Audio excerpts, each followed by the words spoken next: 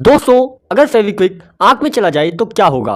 कंघी में छोटे बड़े गैप्स क्यों होते हैं? और आखिर इजराइल से पूरी दुनिया क्यों डरती है? और पोस्टमार्टम रात को ही क्यों किया जाता है? अगर आपको भी जानना है ये फैक्ट्स तो बने रहना वीडियो के अंत तक। Fact number 20। दोस्तों, क्या आपने कभी सोचा है कि तोते इंसानों की तरह कैसे बोल पाते हैं? वैज्ञानिकों के मुताबिक बोलने की क्षमता रखने वाली पक्षियों के दिमाग में एक वोकल लर्निंग को नियंत्रित करने वाला एक केंद्र होता है जिसे कोर कहते हैं। लेकिन तोते के दिमाग में इस कोर के अलावा एक शेल भी पाई जाती है जो बोलना सीखने में मदद करती है। वैज्ञानिकों का कहना है कि तोते की कुछ प्रजातियों में ये शेल सामान्य से कुछ बड़ी पाई जाती है जिसके चलते वे ज्यादा अच्छे तरीके से इंसानों की आवाज निकाल पाते हैं। Fact number 19। दोस्तों, आपने जरूर देखा होगा कि रात में जानवरों की आंखें चमकती हैं, पर ऐसा क्यों होता है? दरअसल रात में जानवर की आंखें इसलिए चमकती हैं क्योंकि उनकी आंखों की पुतली के पीछे या आंखों के पर्दे के पीछे एक चमकदार पतली लेयर होती है जिसे लेपिडम लूसिडम कहा जाता है, जिसकी वजह से रात में जब कोई जानवर की आंखों में किसी लाइट की प्रकाश पड़ती है तो वो रिफ्लेक्ट कर देती है। जैसे आप इस तरह समझ सकते हो,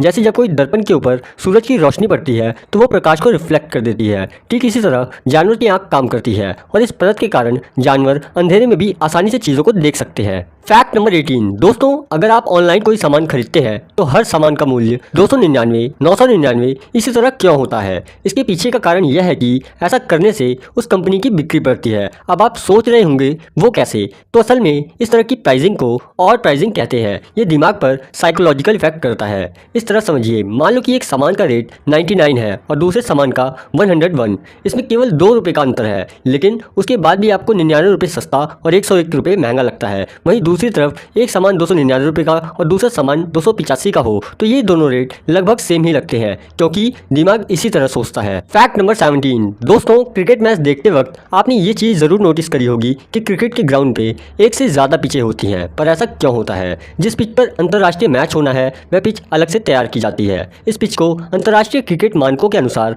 पिच क्यूरेटर तैयार करवाता है। इसी मैदान पर दूसरी पिच घरेलू मैच जैसे रणजी, दिलीप ट्रॉफी आदि के लिए तैयार की जाती है। घरेलू मैच की पिच के मानक अलग होते हैं। एक और भी पिच होती है जो मैच से पहले नेट प्रैक्टिस के लिए काम करती है। मैदान में एक ही पिच पर सभी अंतर्राष्ट्रीय घरेलू मैच और नेट प्रैक्टिस जैसे सभी काम करवाना संभव नहीं है, और यदि ऐसा किया भी गया तो क्रिकेट में पिच की उपयोगिता ही खत्म हो जाएगी।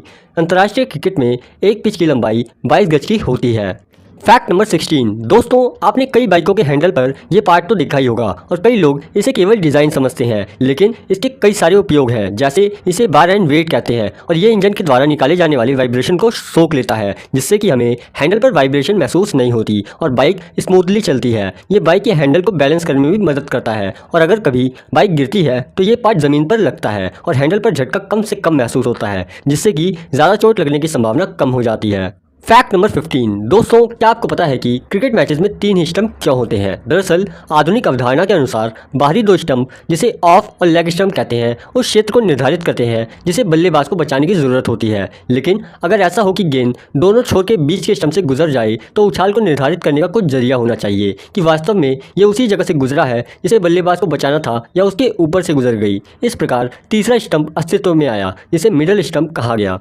Fact number 14। दोस्तों, अगर आपने कभी रेलवे में यात्रा की हो तो आपने देखा होगा कि सभी स्टेशनों के नाम पीले रंग के बोर्ड पर लिखे जाते हैं, पर ऐसा क्यों होता है? दरअसल पीला रंग मुख्य रूप से सूर्य की चमकदार रोशनी पर आधारित है। ऐसा माना जाता है कि पीले रंग का सीधा कनेक्शन खुशी, बुद्धि और ऊर्जा से जुड़ा हुआ है। भीड़भाड़ वाले इलाके में भी पीले रंग का बैकग्राउंड बाकी रंगों के मुकाबले काफ़ी अच्छे से दिखाई देता है। इसके अलावा पीले रंग के बैकग्राउंड पर काले रंग की लिखाई सबसे ज़्यादा प्रभावशाली होती है। इसे साफ तौर पर दूर से भी देखा जा सकता है। ये जो पीला रंग होता है वह काफ़ी ज़्यादा चमकदार होने की वजह से ट्रेन के ड्राइवर को दूर से ही दिख जाता है। इसके साथ ही पीला रंग ठहरने का भी संकेत देता है। पीले रंग के बोर्ड ट्रेन के लोको पायलट को गति धीमी करने का सतर्क करते हैं।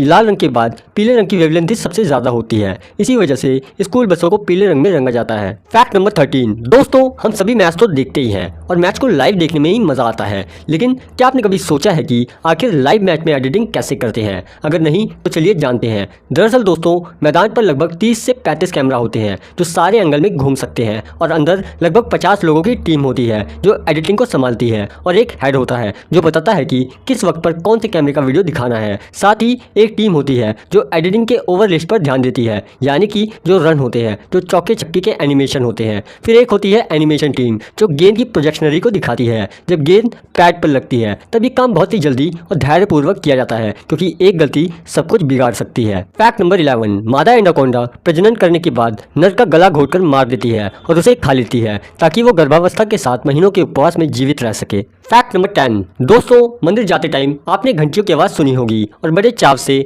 आपने भी घंटी बजाई होगी, लेकिन क्या आपको घंटी बजाने के पीछे का साइंस पता है? दरअसल दोस्तों, कई लोग इसे धर्मों की कई चीज़ों को अंधविश्वास का नाम देते हैं, लेकिन उनमें कई साइंटिफिक बातें भी मौजूद होती हैं। जैसे मंदिरों में जो घंटियाँ लगी होती हैं उन्हें सिर्फ देवताओं को प्रसन्न करने के लिए नहीं लगाया जाता, बल्कि इन घंटियों का साउंड एक पॉजिटिव एनर्जी भी क्रिएट करता है। यही नहीं, घंटियों के साउंड में जो वाइब्रेशन होती है वो इतनी पावरफुल होती है कि उसके कांटेक्ट में आने वाले जर्म्स या बैक्टीरिया मर जाते हैं। इसीलिए मंदिर के आसपास का एरिया काफ़ी सकारात्मक माहौल वाला और बैक्टीरिया से दूर होता है।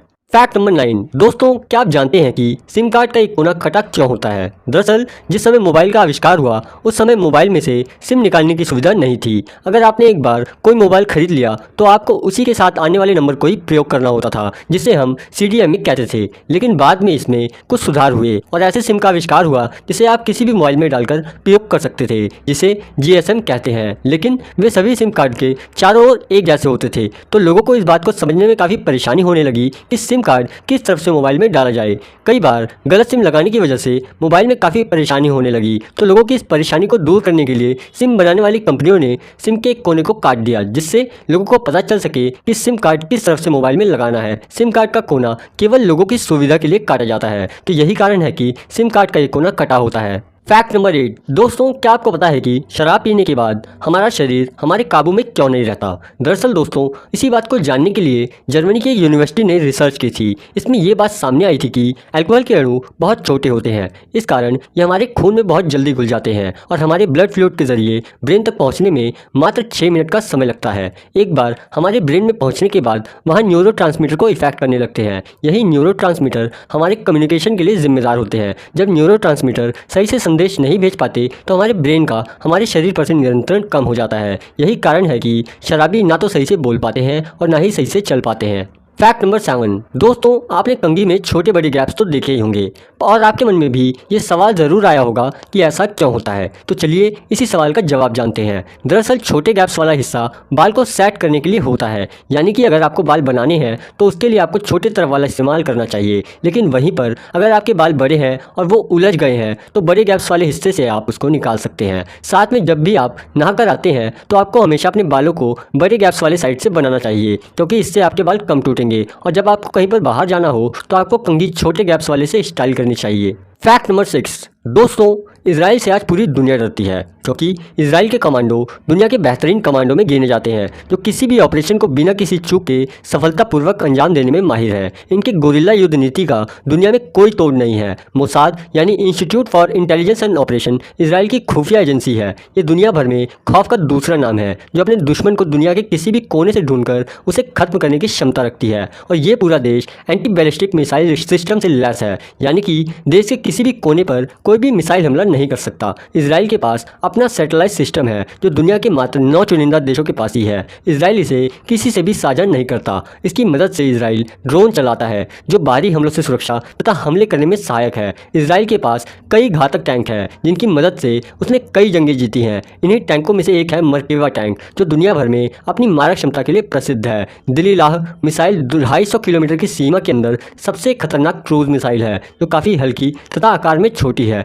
इजराइल मध्य पूर्व एशिया में स्थित एक छोटा सा देश है जो भूमध्य सागर और लाल सागर तथा अरब देशों से घिरा हुआ है। भारत का सबसे छोटा राज्य गोवा भी इजराइल से 17 गुना बड़ा है। इजराइल की वायुसेना अमेरिका और रूस के बाद तीसरी सबसे बड़ी वायुसेना है। कुल सैन्य ताकत में भी ये दुनिया का 14वां सबसे शक्तिशाली देश है। फैक्ट नंबर 5, दोस्तों आपने भी ज़रूर सुना होगा कि पोस्टमार्टम रात में नहीं किया जाता, पर ऐसा क्यों होता है? दरअसल रात में LED ट्यूबलाइट की कृत्रिम रोशनी में चोट का रंग लाल की बजाय बैंगनी दिखाई देता है। डॉक्टर को रात में पोस्टमार्टम न करने की असली वजह रोशनी होती है। Fact number 4। दोस्तों, वैसे तो हम सभी जानते हैं कि हादसों को कभी टाला नहीं जा सकता, लेकिन हाँ, कुछ सावधानियों से बचा जरूर जा सकता है। ऐसे में अगर हमारी आंखों में फेविक्विक चला जाए तो क्या होगा, हम उससे कैसे बच सकते हैं, तो चलिए जानते हैं। मान लिया जाए कि अगर कभी फेविक्विक आंखों में चला जाए तो बिल्कुल मत घबराइए। फेविक्विक आंखों में जाने से कोई हानि नहीं होगी, पर हाँ, एक बात का ध्यान अवश्य रखें। जैसे कि फेविक्विक आंखों में जाए, आप अपनी आंखों को बंद ना करें और ना ही रगड़ें, क्योंकि आंख अगर चिपक गई तो परेशानी बढ़ जाएगी। तो अगर फेविक्विक चला जाए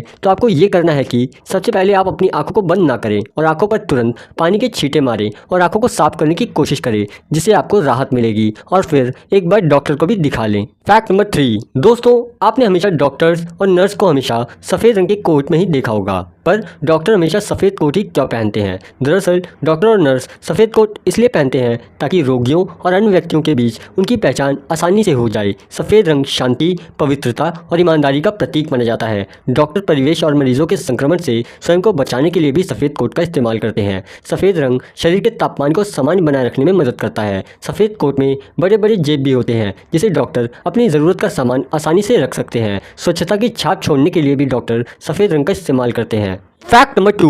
दोस्तों, आजकल टैटू बनाने का एक ट्रेंड सा बन गया है। कोई अपने प्यार के लिए, तो कोई अपनी माँ के लिए, तो कोई शौक के लिए टैटू बनवा रहा है। लेकिन क्या आपने कभी सोचा है कि आखिर टैटू कभी क्यों नहीं मिटता? तो चलिए जानते हैं। दरअसल दोस्तों, टैटू को बनाने में स्याही से भरी बहुत ही छोटी छोटी सुइयों का इस्तेमाल किया जाता है। ये सुई हमारे त्वचा के सबसे ऊपरी परत एपिडर्मिस को भेदकर उसके नीचे मौजूद डर्मिस तक पहुँच जाती है, जिससे हमारी त्वचा को काफ़ी नुकसान पहुँचता है। और हमारे शरीर में जहाँ भी नुकसान होता है वहाँ श्वेत रुधिर कणिका पहुँच जाती है, जिन्हें मैक्रोफेज कहा जाता है। ये मैक्रोफेज स्याही को निगलकर उसको साफ करने की कोशिश करते हैं, क्योंकि उसके लिए स्याही एक बाहरी पदार्थ होता है। ये सेल्स काफ़ी सूक्ष्म होने के कारण ही कुछ ही स्याही को सोख पाते हैं और कुछ स्याही बच जाती है, और ये बची हुई स्याही त्वचा के नीचे डर्मिस में मौजूद माइक्रोब्लास्ट के द्वारा सोख ली जाती है। और ये दोनों सेल्स हाइप्रोब्लास्ट और मैक्रोफेज दोनों ही डर्मिस में रह जाते हैं, लेकिन सबसे ऊपरी परत एपिडर्मिस द्वारा सोखी हुई स्याही मिट जाती है, क्योंकि एपिडर्मिस के सेल्स नियमित रूप से बदलते रहते हैं, लेकिन डर्मिस के अंदर मौजूद मैक्रोफेज लंबे समय तक जीवित रहती हैं। और यदि ये सेल्स मरती हैं तो उनके स्थान पर न्यू सेल्स आ जाती हैं और उन्हें निगल जाती हैं, जिससे टैटू कभी खत्म नहीं होता। Fact number 1। दोस्तों, आपने देखा होगा कि अंधे लोग काला चश्मा पहनते हैं, परंतु उनको कुछ दिखता ही नहीं, तो चश्मा पहनने की क्या ज़रूरत है? तो चलिए जानते हैं। दरअसल दोस्तों, जब भी अंधे लोग बाहर निकलते हैं और उनकी आंखों पर प्रकाश पड़ता है तो उन्हें जलन होने लगती है, क्योंकि उनकी आंखें बहुत ही संवेदनशील होती है। उनको जलन महसूस ना हो, इसीलिए वो काला चश्मा पहनते हैं, और काला चश्मा चिन्ह के रूप में भी काम करता है, जिससे पता चल जाता है कि ये व्यक्ति अंधा है। दोस्तों, वीडियो देखने के लिए शुक्रिया। अगर आपको वीडियो पसंद आई हो तो वीडियो को लाइक और ऐसी और अमेजिंग वीडियोस के लिए चैनल को सब्सक्राइब जरूर करें।